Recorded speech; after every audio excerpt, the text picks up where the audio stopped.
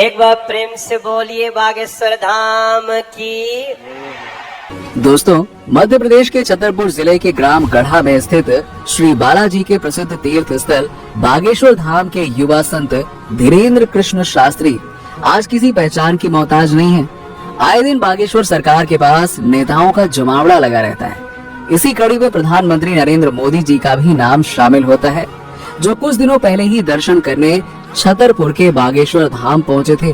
और दोस्तों, सिर्फ देश के प्रधानमंत्री ही नहीं बल्कि बॉलीवुड के कई दिग्गज कलाकार भी बागेश्वर धाम आए दिन दर्शन करने के लिए वहां पहुंच ही जाते हैं। मध्य प्रदेश के छतरपुर जिले के ग्राम गढ़ा में स्थित सिद्ध स्थान बागेश्वर धाम सरकार इन दिनों पूरे भारत में चर्चा का विषय बना हुआ है। बागेश्वर धाम में रोजाना लाखों की तादाद में भक्त अपनी मनोकामनाएं लेकर पहुंच जाते हैं। बताया जा रहा है कि बागेश्वर धाम के मुख्य पंडित धीरेन्द्र कृष्ण शास्त्री भक्त को देखकर ही बता देते हैं कि उनके मन में क्या चल रहा है। बागेश्वर धाम में आप जैसे ही पहुंचते हैं, आपके ऊपर जो भी साया होता है वो अपने आप ही उतर जाता है।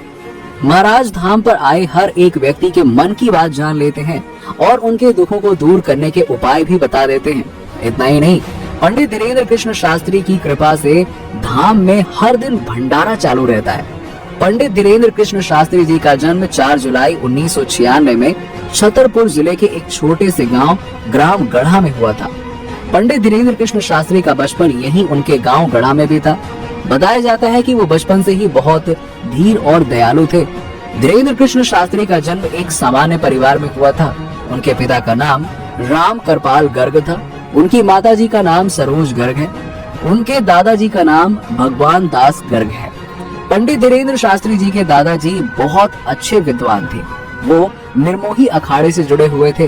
पंडित धीरेन्द्र कृष्ण शास्त्री अपने दादाजी को ही अपना गुरु मानते थे और उन्होंने ही उन्हें रामायण और भगवत गीता का अध्ययन करना सिखाया। पंडित धीरेन्द्र कृष्ण शास्त्री एक गरीब परिवार से थे, इसलिए उनको उच्च शिक्षा प्राप्त नहीं हो पाई। वो सरकारी स्कूल में ही पढ़े। पंडित धीरेन्द्र कृष्ण शास्त्री ने 8वीं तक की पढ़ाई अपने गाँव में ही की। इसके बाद की पढ़ाई के लिए वो 5 किलोमीटर पैदल चलकर गंज में आते थे। उन्होंने 12वीं तक की पढ़ाई गंज से ही की थी और बीए प्राइवेट किया। इसके बाद वो समाज सेवा और मानव सेवा में लग गए और पढ़ाई छोड़ दी। बताया जाता है कि पंडित धीरेन्द्र कृष्ण शास्त्री का परिवार बहुत गरीब था। उनके भाई और बहन भी साथ साथ रहते थे। पंडित धीरेन्द्र कृष्ण शास्त्री ने 9 साल की उम्र से ही बालाजी सरकार की सेवा करना शुरू कर दिया था। उनसे पहले उनके दादाजी बालाजी सरकार का दरबार चलाया करते थे और धीरे धीरे वो 12 साल की उम्र से हनुमान जी की कृपा से भागवत गीता का प्रवचन देने लगे और वही बालाजी के दरबार में साधना किया करते थे। इसी साधना का उन पर ऐसा असर हुआ कि बालाजी की कृपा से उन्हें अनेकों सिद्धियां प्राप्त हुई। राम बोलो, सीताराम सब लोग, सीताराम सीताराम। आप में से कोई पत्रकार हमारे चाचा जी का नाम बता सकता है?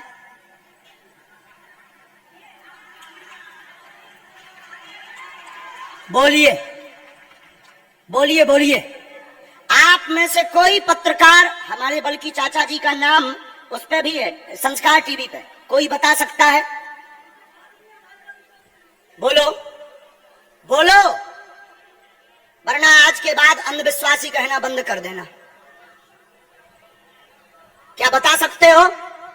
अब आप पत्रकारों में जिनके चाचा का नाम भृगुनाथ तिवारी हो वो आ जाए।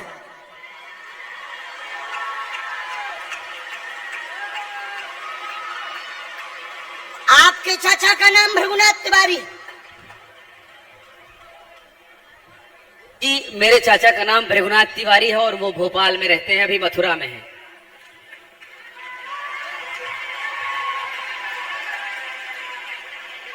आज लेकिन हमने लास्ट अनुमति ली है अपने बालाजी से। क्या तुमने पहले बताया? लोगों को अंधविश्वास में तो नहीं ढकेलना, महापाप पड़ेगा अगर तुमने बताया हो। गुरुजी, मैं 3 दिन से बल्कि इस सच्चाई को एबीपी न्यूज में दिखा रहा हूं। मैंने कोई अंधविश्वास फैलाने का और बताने का काम नहीं किया है। मैं यहीं से आपके दरबार से जनता। तो क्या तुम्हारे भाई का नाम राघवेंद्र तिवारी है? जी गुरुजी,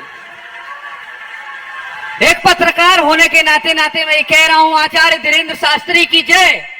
क्योंकि मैं जो सुन रहा हूं, मैं देख रहा हूं, ये चमत्कार नहीं है। क्या तुम्हारे भाई ने अभी मकान बनवाया है? जी, गृह प्रवेश किया है 2 दिन क्या पहले। तुम्हारी भतीजी का नाम अभिसी है? जी गुरुजी। आज के बाद अब अंधविश्वासी कहना बंद कर देना, वरना नंगा कर दिया जाएगा। हम हनुमान जी के सेवक हैं, ललकार कर करते हैं कि हमने संतों की चरणों की तपस्या सीखी और सन्यासी बाबा की कृपा को पाया है।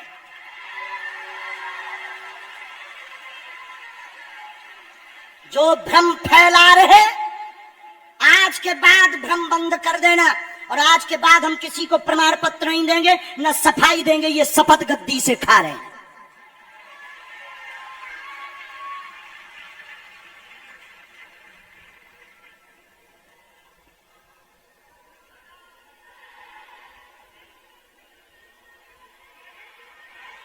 पूरे भारत को अंधविश्वास में धकेलने के लिए हाँ तो नहीं बोल रहे। जी बिल्कुल नहीं, बिल्कुल नहीं। मैं बहुत जिम्मेदारी से कह रहा हूं और मैं 3 दिन से इस सच्चाई का पता लगा रहा था। और एबीपी न्यूज जो लोग देख रहे हैं उनको मैं बता रहा हूं कि ये लाइव दिव्य दरबार के टेस्ट में आचार्य धीरेन्द्र शास्त्री जी ने जो कहा है, मैंने केवल इनसे इंटरव्यू किया था, अपनी जीवनी नहीं बताया था। जो इन्होंने बताया है वो सच है और मैं ये एबीपी में लाइव कह रहा हूं, ये कोई अंधविश्वास नहीं है। मैं फिर कह रहा हूं, बाबा बागेश्वर धाम की जय।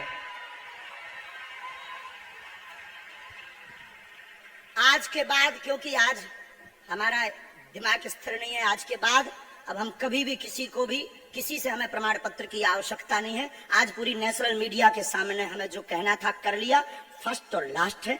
अब आपका एक प्रश्न हम बताएंगे और आज के दरबार को, क्योंकि हम पूर्ण होश में नहीं है, इसलिए आज के दरबार को हम बालाजी की अनुमति से आए थे और आज के दरबार को हम इसी के साथ विराम करेंगे। कल 4 घंटे दरबार लगाएंगे।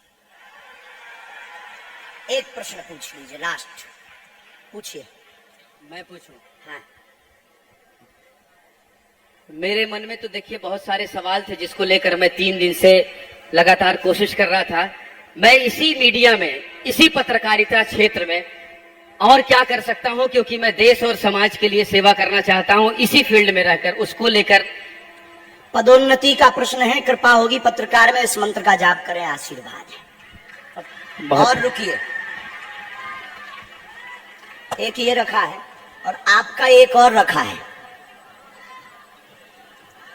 हम गुरु हैं, ऊंची गोटी खेलते हैं, कच्ची गोटी नहीं खेली हो। इसमें वो रहस्य भी लिखे हुए हैं जो दुनिया को पता नहीं, सिर्फ तुम्हें और हमें पता है। वो पूरे कमरों की डिटेल लिखी है इसमें, और ये धमकी नहीं है। सिर्फ आधा पढ़वा करके आपको हम संतुष्ट कर देंगे और पर्चा वापस ले लेंगे। एक ये आएंगे, ये भाव से बैठे हैं, बस ये आपने भी नहीं सोचा होगा।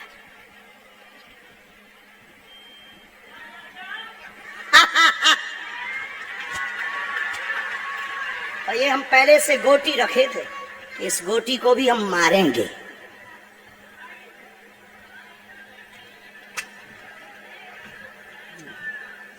एक पर्चा ले सकते हैं, ये वाला नहीं, दोनों हाथों की मुट्ठी बांधो सब। आज चूंकि हमें उतनी ज्यादा शारीरिक हमें गुरुजी से आज्ञा लेनी पड़ी, क्योंकि हमें कसौटी पर उतरना था, तो गुरुजी से हमें आज्ञा लेनी पड़ी।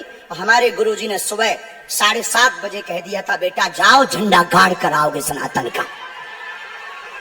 दोनों हाथों की मुट्ठी बांध लीजिए सभी। सामूहिक अर्जी हम लगा देते, कहो हे बागेश्वर धाम प्रभु, हे बालाजी महाराज, हे सन्यासी बाबा, हे कलयुग के राजा, हम पर कृपा करो, हम पर दया करो, हमारी अर्जी सुनो। हे बागेश्वर बालाजी, आजीवन पर्यंत आपके चरणों से, आपके धाम से हम जुड़े रहेंगे, हम आते रहेंगे, परंतु हम पर कृपा करो। आपकी जय हो, आपकी जय हो, आपकी जय हो। जिनकी अर्जी नहीं लग पाई, आज चूंकि हमें बहुत खेद है कि तुम लोग 5 घंटे से बैठे और पर्चा ज्यादा नहीं बन पाए, लेकिन आज सनातन को चुनौती थी और हम सनातन को झुकने नहीं देंगे। इसीलिए हमने आज प्रण लिया था कि हे बालाजी, आज हमको भेजना तो फतेह करवा करके आना। इसीलिए हमें बहुत दुख है और हमारे अंदर उस दुख के कारण आप लोग क्षमा कीजिएगा। और अगर आज्ञा लगेगी तो कल हम 4 घंटे तक, कल पक्का है 4 घंटे दरबार लगाएंगे। और जिनकी अर्जी नहीं लग पाएगी वो नारियल और लाल कपड़ा लाना, कथा अपने टाइम पर होगी। जो जो प्रश्न लेकर आए 3 बार बोलो ओम ओम ओम। कहो हे बालाजी, हे सन्यासी बाबा, हमारी यह अर्जी स्वीकार करो, हम पर अपनी कृपा करो। आपकी जय हो, आपकी जय हो, आपकी जय हो। दाहिने हाथ की मुट्ठी का सीधा उतारा सिर से 7 बार करो, बालाजी के चरणों की तरफ छोड़ दो। ऐसा करने से शरीर की जो भी नकारात्मक ऊर्जा होगी वो बालाजी के चरणों में बंध जाएगी। अब बाएं हाथ की मुट्ठी का उल्टा उतारा करो एंटी क्लॉक में, सिर से 7 बार। इसे भी बालाजी के चरणों की तरफ छोड़ दो। अब दोनों हाथों को मलो, बोलो ओम बागेश्वराय नमः, ओम बागेश्वराय नमः। एक बार आंखों में लगाओ, शरीर में आपको जहां पीड़ा है वहां स्पर्श कराओ और दोनों हाथ उठाकर बोलो बागेश्वर धाम की, सन्यासी बाबा की, दिव्य दरबार की। आपकी बहन अर्जी स्वीकार हो गई है, वो काम हो जाएगा। कल हम आपकी अर्जी लगा देंगे। बाकी हमारे जोश में जो भी बुरा निकला हो तो हम भैया यही कहते हैं कि हमें होश नहीं रहता है। बोलने वाला कोई और था, वो बोलकर चला गया। बोलने वाले सन्यासी बाबा बालाजी थे, वो अपना काम करके चले गए। अब हम नॉर्मल के नॉर्मल आदमी हैं, धीरेन्द्र कृष्ण के धीरेन्द्र कृष्ण। इनकी अर्जी, इनकी बहन जी की। हाँ, और जो है कल हम दरबार में, हम आज छत्तीसगढ़ वालों से क्षमा मांगते हैं और अगर बनेगा तो कल भी अर्जी लगाएंगे और परसों भी लगा देंगे, क्योंकि आज आपका समय खराब हुआ है। इसलिए हम आप लोगों का मन को हीन नहीं करेंगे। आज की कथा अपने समय पर होगी और बस अब हम जो है थोड़ी देर के लिए हमको विदा लेना पड़ेगा। अभी भी आप माइक से बोलिए, कोई संदेह है माइक से बोल दीजिए, फिर बाद में मत कोई कहे। नहीं, मैं तो बिल्कुल सवाल नहीं उठा रहा हूँ और मुझे कोई संदेह नहीं है। कोई आप लोगों में से किसी को संदेह? अब है तो कठठरी बनाइए।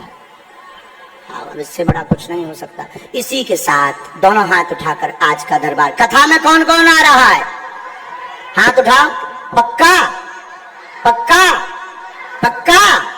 अरे पागलो, चिंता मत करो, हम सनातन का झंडा विदेशों में भी गाड़ कर आएंगे, पूरे दुनिया में। और भारत के संतों से कहेंगे आप लोग अपना सिर ऊंचा कर लीजिए, भारत के संतों की तपस्या की क्या ताकत है, उसका दरबार बागेश्वर बालाजी का दरबार है। अब जो पाखंडी कहेंगे, सनातन विरोधी कहेंगे, अंधविश्वासी कहेंगे, कौन कौन बाइकआउट करेगा? हाथ उठाओ। तुम्हें शपथ है अपने अपने पिताओं की, कौन कौन बाइकआउट करवाएगा? अगर अंधविश्वासी और सनातन विरोधी कहेगा तो बाइकआउट करोगे? न्यूज वालों को, टीवी वालों को, जो संतों विरोध करेंगे उन संतों को, हमारा नहीं सनातन का कोई विरोध करेगा तो कौन कौन बाइकआउट करेगा? पक्का पक्का पक्का? अब भारत में रहना होगा तो सीताराम कहना होगा।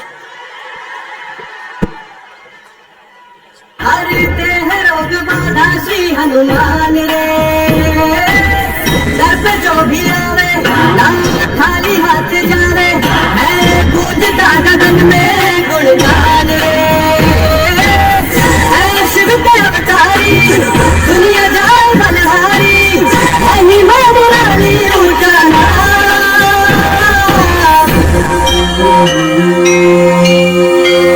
बागेश्वर धाम, बागेश्वर धाम, बिगड़े बनेंगे सबके काम, बागेश्वर धाम।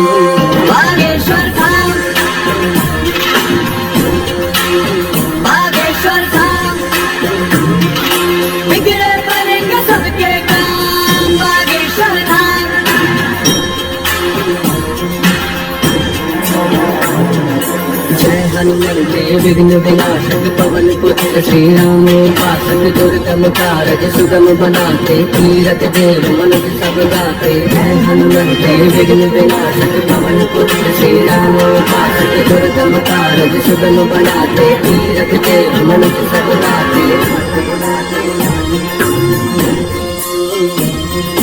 मारुति सुत की कृपा दृष्टि से मिलता उत्तर हर एक प्रश्न का। मारुति सुत की कृपा दृष्टि से मिलता उत्तर हर एक प्रश्न का। कैसी चिंता भरद हस्त है सद्गुरु योगी धीरेन्द्र कृष्ण का। सुनते पवन पुत्र हर विनती उपकारों की क्या है गिनती पूरे कर दे भक्तों के अरमान। सुनते पवन पुत्र हर विनती उपकारों की क्या है गिनती पूरे कर दे भक्तों के अरमान। भक्ति धर्म अनुगामी बुद्धि बन के है स्वामी मन में समाए प्रभु राम।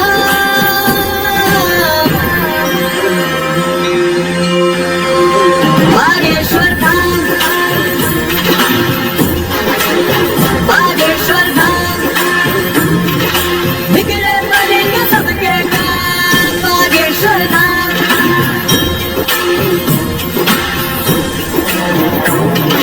करिए कृपा शरण में लीजिए तन मन दोष मुक्त कर दीजिए। जय पिंगाक्ष तुल बलधारी संत सहाय असुर संगारी। करिए कृपा शरण में लीजिए तन मन दोष मुक्त कर दीजिए। जय पिंगाक्ष तुल बलधारी संत सहाय असुर संगारी। माँ सीता के शोक विनाशक रामानुज के कष्ट निवारक। माँ सीता के शोक विनाशक रामानुज के कष्ट निवारक। है अविनाशी परम प्रतापी तुम हो भक्तों के उद्धारक।